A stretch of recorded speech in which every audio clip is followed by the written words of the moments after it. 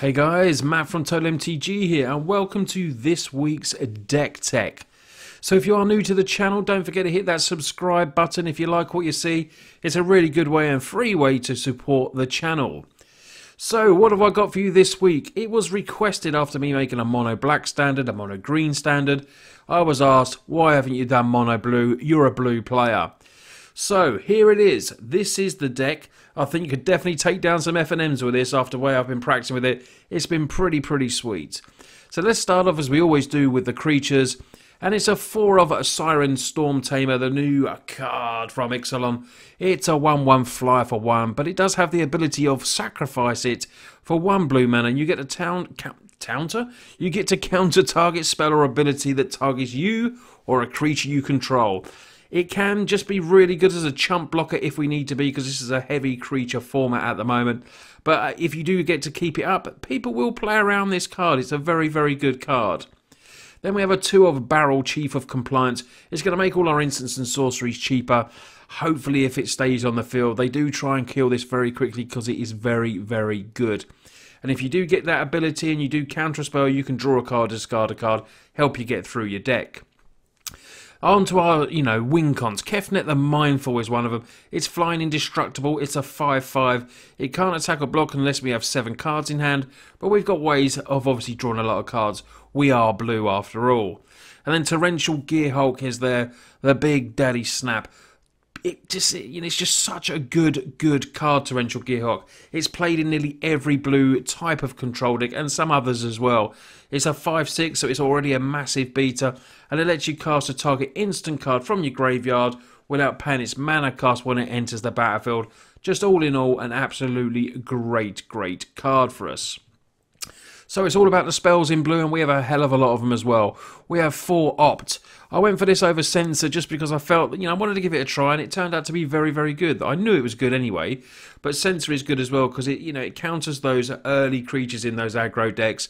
But Opt can be there, scry 1, draw a card, very good for us.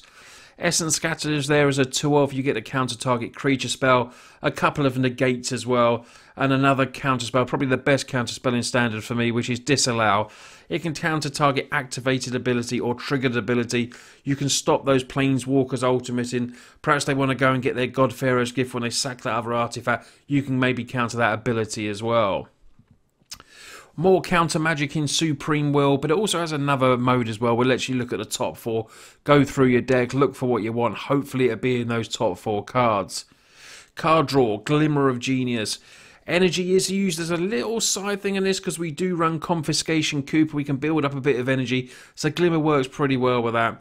And obviously, it's a great card draw. Even if you didn't use energy, I'd still recommend using the Glimmer. Scry 2, draw 2 cards, 4 mana. Absolutely brilliant and works very well with Torrential Gearhulk. Aether Meltdown is there for a bit of help for us in the early game. It only costs 1 on the blue and it can nullify a creature. -4, -0 on that creature. And then we gain a couple of energy as well, which hopefully could be good late game with the Confiscation Coup. Search for Azcanta is there. What a card this is. Probably for me the best card to come from Ixalan. It is blue. Personally, that's what I think. You get to look at the top card of your library. You're siphoning cards. You're going through your deck. And then when you flip it as well, it becomes a land. And then you can look at the top 4 by paying mana. And then just put in a non-creature spell in your hand. Absolutely brilliant card. Like I said, we've got some Confiscation Coups there. Nick a good creature, nick something else if you want to. It's really good. And a 1 of Commit to Memory. Just a 1 of. It can be there very good to do the commit. The memory obviously is a bit of a number with Torrential Gearhulks and stuff like that. But, it's just a very good card. And we may need to refill a hand. And the Torrential Gearhulks, might get better late game. That card, it's there as a 1 of. I do like it. So we're going to go on to the land base. Now the land base is oh so simple. It's not expensive. It's 21 islands, 1 Field of Ruin, and a Scavenger Grounds as well. Just in case, there's a lot of God Pharaoh's decks out there. And maybe that should be up to 2. But we've got it there as a 1 of anyway. And Field of Ruin is very good against the Search for Azcanta decks as well, because you get to destroy their land. Yeah, again, these 2 can be flitted around with, maybe with 1s or 2s. We're only 23 lands. I know it's a control deck, but we're mono blue. So we don't need, you know, we're not doing colour fixing. We don't need to worry about that. So I think it's been very well with 23. So I'm very happy with the 23 land. So now we're going to get onto the sideboard. Lots of interesting debate, always about sideboards. Maybe you can got some ideas. You can always put them in the chat for me. I really don't mind that. I really do appreciate everyone's intake on my decks. So we've got a couple of spell pierce there, counter target non-creature spell unless they pay 2. Crooks there as well for a bit more graveyard hate. Like I said, God Pharaoh's Gifts are everywhere online, which is why that's there. An extra an Essence Scatter, and a Sorcerer's Spyglass. I brought it in a couple of times and it's not been too bad, but that one is definitely up for debate at the moment. I might add another Essence Scatter in or something like that, but it's not, you know, it's not a bad card, it's just not great for me, but I'm putting it in there. Also an extra couple of negates, and I've got a 3 of Nimble Obstructionist. If anything, it's just another creature, and it can help us. The ability where you cycle it, you get to draw a card and counter target, activate or trigger ability.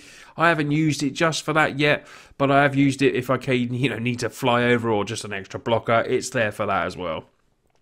Insidious Will. Maybe saying, why have I got an Insidious Will? It's a terrible card. But on MTGO, when I've been playing, there's so many Torment of Hailfire decks. And just if I can do that once and choose a new target for that spell and fly it back at them, that is what that Insidious Will there. I'll be a happy man when that happens one day, if it ever does. Kefnet's Last Word, yet again, like I say, it's just a one-off because it's not great. But you can gain control of target artifact, creature, or enchantment. We do struggle a bit with enchantments. And we might need to take, you know, just something that's really hard for us to deal with. Your lands don't untap, so if we can play this late game, it won't be too bad. Early game, obviously with the way we play cant spells, instant magic, Kefnets would not be great. But I feel like it's just there as a one-off, and it could be essential. And maybe you may just nick a Torrential Gearhulk, and then might have another one on our side. So that is not a bad thing. The last card in the sideboard is a 2 of Metallurgic Summons. 3 double blue enchantment. When you cast an instant sorcery, we've got loads of them, obviously. We can make constructs, so it's going to be like a separate type of win con. You know, Metallurgic, you can have a deck built around it. It probably is good enough just to be in the main, but I like that we've got something different to come in from the sideboard, and hopefully, you know, the opponent won't see that coming. They probably will because we're blue, but it's just another way for us to win a game. So this has been this week's Deck Tech, guys. I really do hope you like it. Please give it a nice thumbs up. I really do appreciate it. And that's another good way to support the channel as well. I have been playing this deck over on Twitch. The links are all below, so make sure you go and give me a follow over there. We're heading over to 1,500 followers over there, so I'll be doing a giveaway on Twitch when that happens. And we're very, very close away for 3,000 subs on YouTube, which is amazing with all your support. And of course, I'll do a giveaway when I get to the magic 3,000 as well. Anyway, guys, thanks a lot for watching. You lot take care, and I'll see you on the next video.